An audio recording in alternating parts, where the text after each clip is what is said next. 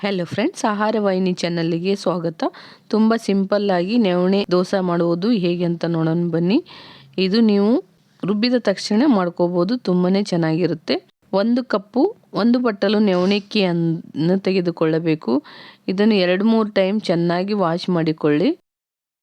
2-3 time wash ಮಾಡಿಕೊಳ್ಳಬೇಕು. ಈ wash ಮಾಡಿ ನವಣೆಕ್ಕಿಗೆ ನೀರನ್ನು ಹಾಕಿ 4ರಿಂದ 5 ಗಂಟೆವರೆಗೆ ಚೆನ್ನಾಗಿ ನೆನೆಯಲು ಬಿಡಿ. ಎಷ್ಟು ನೆನೆಯುತ್ತೋ ಅಷ್ಟು ತುಂಬಾ ಟೇಸ್ಟಿಯಾಗಿ ರುಬ್ಬೋದಕ್ಕೆ ತುಂಬಾ ಸುಲಭವಾಗಿ ಬರುತ್ತೆ. ನೋಡಿ, ಇವಾಗ ನವಣೆ ತುಂಬ ಚೆನ್ನಾಗಿ ನೆಂದಿದೆ. ಈ ಥರದಲ್ಲಿ ನವಣೆ ಚೆನ್ನಾಗಿ ನೆನೆಯಬೇಕು. ಹಾಗೆ ಮಿಕ್ಸಿ ಜಾರಿಗೆ ನವಣೆಕ್ಕಿ ಸೌತೆಕಾಯಿ ಯೂಸ್ ಮಾಡಿ ದೋಸೆ ಮಾಡುವುದರಿಂದ ತುಂಬಾ ಹೆಲ್ತಿಕರವಾಗಿರುತ್ತೆ, ಜೀರ್ಣಕ್ರಿಯೆಗೂ ಚೆನ್ನಾಗಿರುತ್ತೆ. ನವಣೆಕ್ಕಿಯನ್ನು ಹಾಕಿ ನೆನೆಸಿಟ್ಟ ನವಣೆಯನ್ನು ಹಾಕಿ, ಇದೇನು ನಿಮಗೆ ಜಾಸ್ತಿ ಬೇಕಂದ್ರೆ ಜಾಸ್ತಿ. ಹಾಗೆ ಇದನ್ನು ಮಿಕ್ಸಿ ಜಾರಿಗೆ ಹಾಕಿ ಇವಾಗ ಅದೇ ಕಪ್ ಅಳತಿ 1 ಸೌತೆಕಾಯಿ ತುಂಡುಗಳನ್ನು ಮಾಡಿಕೊಳ್ಳಬೇಕು. ಚಿಕ್ಕ ಚಿಕ್ಕ ತುಂಡುಗಳನ್ನಾಗಿ ಮಾಡಿ ಹಾಗೆ ಮಿಕ್ಸಿ ಜಾರಿಗೆ ಹಾಕೋಕ್ಕೆ ತುಂಬಾನೇ ಈಜಿ ಆಗುತ್ತೆ. ದಪ್ಪ ಇರಬಾರ್ದು, ಸ್ವಲ್ಪ ಸಣ್ಣ ಸಣ್ಣ ತುಂಡುಗಳನ್ನಾಗಿ ನೈಸಾಗಿ ಕಟ್ ಮಾಡಿಕೊಳ್ಳಿ. ಈ ನವಣೆಯಲ್ಲಿ ಸೌತೆಕಾಯಿ ತುಂಬಾನೇ ಕೂಲಾಗಿರುತ್ತೆ, ನೀರಿನ ಅಂಶ ಕೂಡ ಇರುತ್ತೆ. ಇದರಲ್ಲಿ ಮಿಕ್ಸ್ ಮಾಡಿ ಮಾಡೋದ್ರಿಂದ ತುಂಬಾನೇ ಚೆನ್ನಾಗಿರುತ್ತೆ. ನೋಡಿ, ಇವಾಗ ಈ ಥರದಲ್ಲಿ ಇರಬೇಕು. 1 ಬಟ್ಟಲು ಸೌತೆಕಾಯಿಯನ್ನು ಹಾಕಿ, ಕುಕ್ಕುಂಬರ್ ಇದನ್ನು ಕೂಡ ಹಾಕಿ, 2ರಿಂದ 3 ಹಸಿಮೆಣಸಿಕಾಯಿ, 1 ಇಂಚಿನಷ್ಟು ಶುಂಠಿ, ಸ್ವಲ್ಪ ಕರಿಬೇವನ್ನು ಕೂಡ ಹಾಕಿ, ಸ್ವಲ್ಪ ಕೊತ್ತಂಬರಿಯನ್ನು ಕೂಡ ಹಾಕಿ. ಕೊತ್ತಂಬರಿ ಯೂಸ್ ಮಾಡೋದ್ರಿಂದನೂ ತುಂಬ ಚೆನ್ನಾಗಿರುತ್ತೆ. ಸ್ವಲ್ಪ ಜೀರಿಗೆ ಕೂಡ ಹಾಕಿ, ಜಾಸ್ತಿ ಹಾಕಕ್ಕೆ ಹೋಗ್ಬೇಡಿ, ಸ್ವಲ್ಪ ಹಾಕಿ. 5ರಿಂದ 6 ಮೆಣಸನ್ನು ಹಾಕಿ, ಸ್ವಲ್ಪ ಖಾರಕ್ಕೆ ಸ್ವಲ್ಪ ನೀರನ್ನು ಹಾಕಿ ನುಣ್ಣಗೆ ರುಬ್ಬಿಕೊಳ್ಳಬೇಕು. ನೈಸಾಗಿರಬೇಕು ಹಿಟ್ಟು.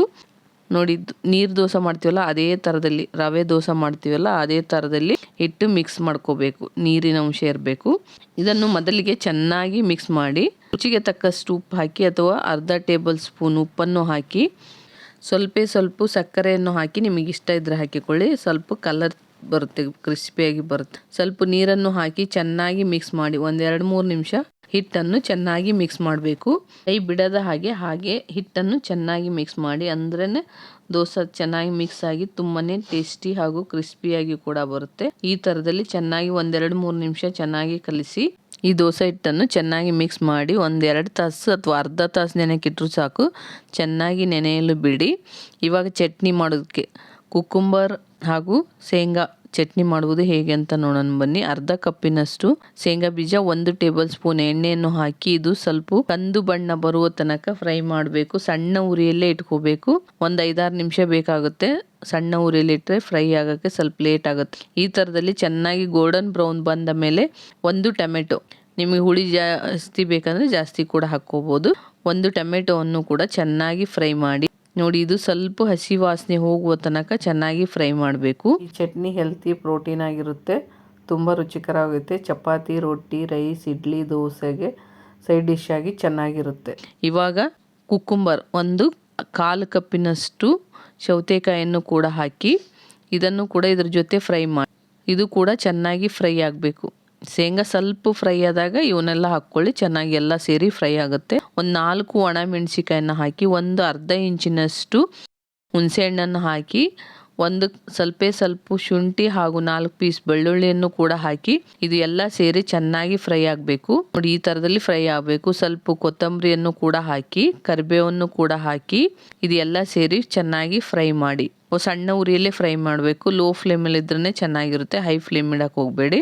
ಈ ಚಟ್ನಿಯಲ್ಲಿ ಶೇಂಗಾ ಹಾಗೂ ಸೌತೆಕಾಯಿ, ಟೊಮೆಟೊ, ಬೆಳ್ಳುಳ್ಳಿ, ಒಣ ಮೆಣಸಿನ್ಕಾಯಿ, ಹಸಿಮೆಣಸಿನ್ಕಾಯಿ, ಜೀರಿಗೆ, ಇದಕ್ಕೆ ಅರ್ಧ ಅಥವಾ 1 ಈರುಳ್ಳಿಯನ್ನು ಹಾಕಿಕೊಳ್ಳಿ. ನಿಮ್ಗೆ ಎಷ್ಟು ಬೇಕೋ ಅಷ್ಟು. 1 ಅಂದರೆ 1 ಹಾಕಿ, ಇಲ್ಲ ಅರ್ಧ ಅಂದರೆ ಹಾಫ್ ಅಷ್ಟು ಹಾಕಿಕೊಳ್ಳಿ. ಇದು ಕೂಡ ಎಲ್ಲ ಸೇರಿ ಚೆನ್ನಾಗಿ ಗೋಲ್ಡನ್ ಬ್ರೌನ್ ಬರುವ ತನಕ ಫ್ರೈ ಮಾಡಿ. ನೋಡಿ, ಈ ಥರದಲ್ಲಿ ಫ್ರೈ ಮಾಡಬೇಕು. ಹೀಗೆ ಫ್ರೈ ಆಗಿರಬೇಕು. ಇದನ್ನು ಆರಲು ಬಿಡಿ. ಸ್ವಲ್ಪ ಜೀರಿಗೆಯನ್ನು ಹಾಕಿ ಆರಲು ಬಿಡಿ. ಆಮೇಲೆ ಮಿಕ್ಸಿ ಜಾರಿಗೆ ಹಾಕಿಕೊಳ್ಳಬೇಕು. ಈ ಎಲ್ಲ ಮಸಾಲವನ್ನು ಮಿಕ್ಸಿ ಜಾರಿಗೆ ಆರಿದ ಮೇಲೆ ಹಾಕಿಕೊಳ್ಳಿ, ಬಿಸಿ ಇದ್ದಾಗ ಹಾಕೋಬೇಡಿ.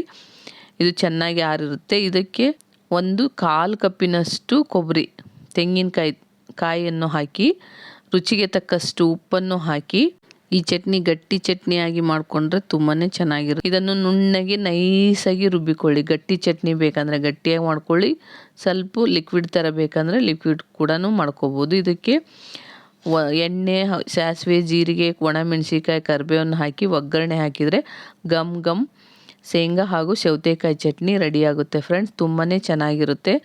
ಇದು ಚಪಾತಿ, ರೊಟ್ಟಿಗೂ ಬರುತ್ತೆ, ರೈಸಿಗೂ ಬರುತ್ತೆ, ಇಡ್ಲಿ, ದೋಸೆ, ಉತ್ತಪ್ಪಕ್ಕೂ ಬರುತ್ತೆ. ತುಂಬಾ ಚೆನ್ನಾಗಿರುತ್ತೆ. ನೋಡಿ ಇವಾಗ ಹಿಟ್ಟು ಕೂಡ ನವಣೆ ಹಿಟ್ಟು, ರುಬ್ಬಿದ ಹಿಟ್ಟು ಚೆನ್ನಾಗಿ ನೆಂದಿರುತ್ತೆ. ಇದನ್ನು ಇನ್ನೊಂದು ಸ್ವಲ್ಪ ಗಟ್ಟಿ ಅನಿಸಿದರೆ ನೀರನ್ನು ಹಾಕಿ ಹಾಗೆ ಚೆನ್ನಾಗಿ ಮಿಕ್ಸ್ ಮಾಡಿ.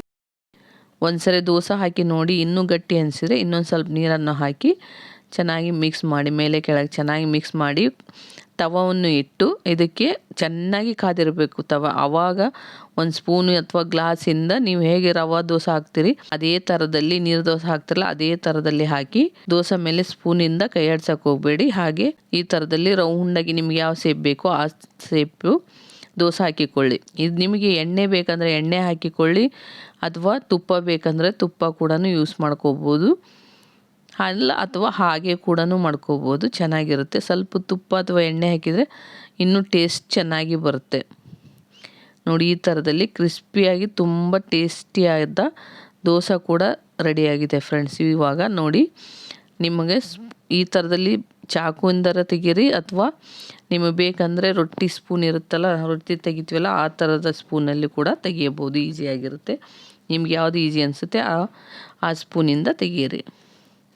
ನೋಡಿ ಇವಾಗ ಕ್ರಿಸ್ಪಿಯಾದ ನವಣೆ ಹಾಗೂ ಸೌತೆಕಾಯಿ ದೋಸೆ ರೆಡಿ ಫ್ರೆಂಡ್ಸ್. ನವಣೆ ಸೌತೆಕಾಯಿ ಮಿಕ್ಸ್ ಆಗಿರುವ ದೋಸೆ ತುಂಬ ಕ್ರಿಸ್ಪಿಯಾಗಿ ಈಸಿಯಾಗಿ ಇರುತ್ತೆ. ಹೆಲ್ತಿಕರವಾದ ರೆಸಿಪಿ ಕೂಡ ಇದು. ನೀವು ಒಂದ್ಸರಿ ನಿಮ್ಮ ಮನೆಯಲ್ಲಿ ಟ್ರೈ ಮಾಡಿ. ವೆಯ್ಟ್ ಲಾಸಿಯೂ ಕೂಡ ತುಂಬಾ ಚೆನ್ನಾಗಿರುತ್ತೆ. ಇದರಲ್ಲಿ ಚಟ್ನಿ ಹಾಗೂ ದೋಸೆ ಎರಡೂ ಹೆಲ್ತಿಕರವಾದ ರೆಸಿಪಿ ಫ್ರೆಂಡ್ಸ್.